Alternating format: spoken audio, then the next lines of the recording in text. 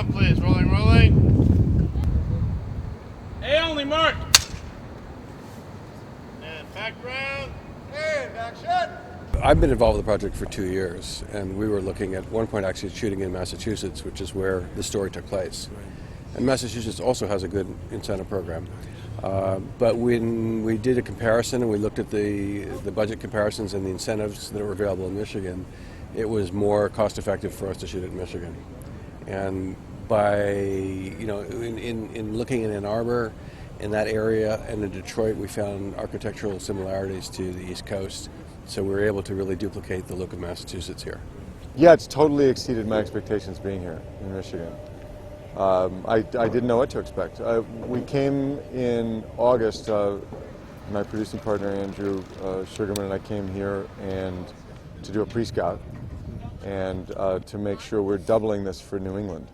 Our story takes place in Massachusetts and Boston. This is supposed to be Boston.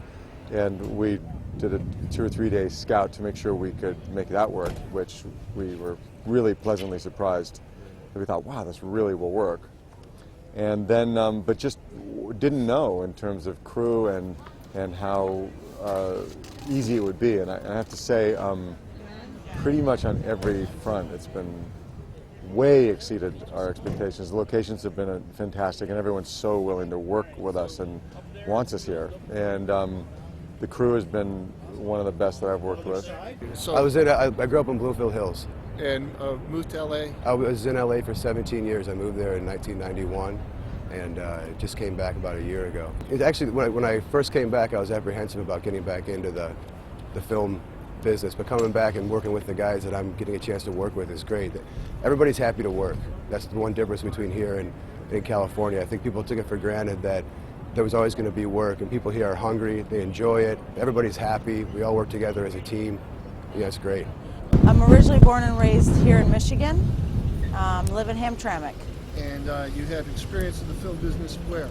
Actually in Chicago. I got on a project in Chicago, moved away, been gone for 5 years, and just recently moved back here. And what precipitated your move back to Michigan? The tax incentive. Really? 100%. Oh yeah, as soon as I heard that, actually, I made calls. I'm like, I'm coming back home. So I've been in the location management for about the past 20 years.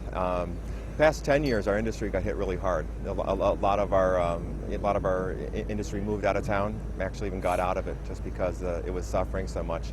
The economy, affected us as well. And quite literally, with 2 weeks before the incentives bill actually passed, I started getting phone calls, and my phone started ringing off the hook. I got 8 phone calls one day, 5 another, and it was just. I didn't even know what to do with myself. So I had an instant impact.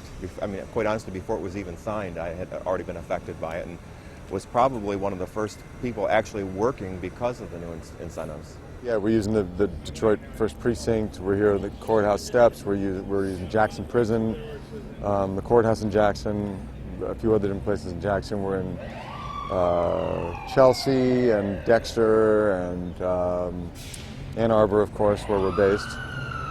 So yeah, we're getting around. Okay, cameraman, push forward just a little bit. Thank you.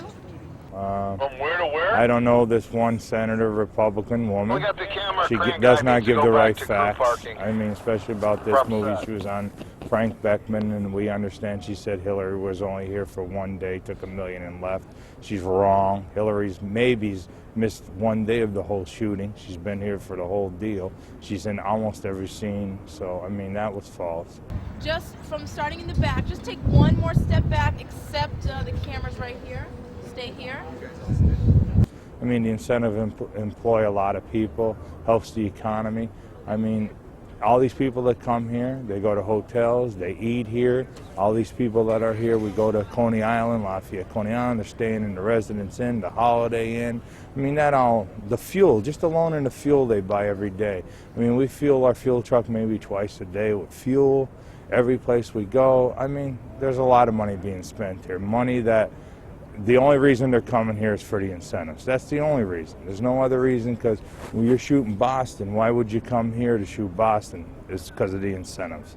No, honestly, Michigan wasn't really on the radar before the incentives passed. Set and background. We knew that it was going to pass. We heard about the legislation before it actually got publicized. You start looking into it right away. And it became an important ingredient of our financing on the movie.